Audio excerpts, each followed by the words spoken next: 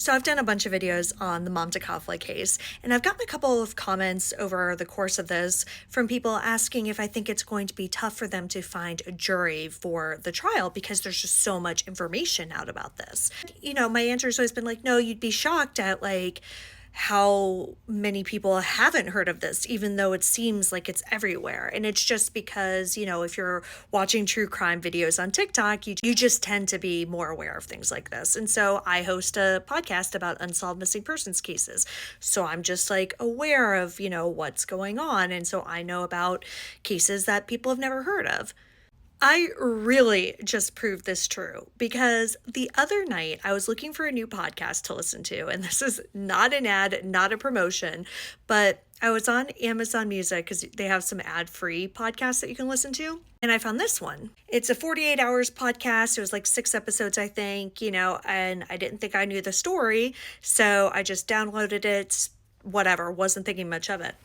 So it opens like, it was a sunny day in McLean, Virginia. I was like, oh, that's interesting, because McLean, Virginia is 40 minutes from where I live. I was like, huh. Then as it went on, it's talking about the Hargan family.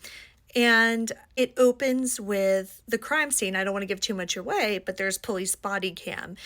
And I just think to myself, man, that voice sounds familiar.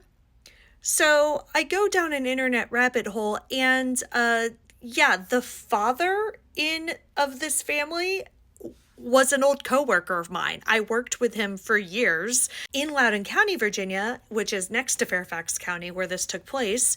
And I had no idea. Now, granted, I stopped working there 2 years before this all happened, but I had never heard about this case, and it involved the family of somebody who I knew and worked with for years and was local to me, and just happened in 2017.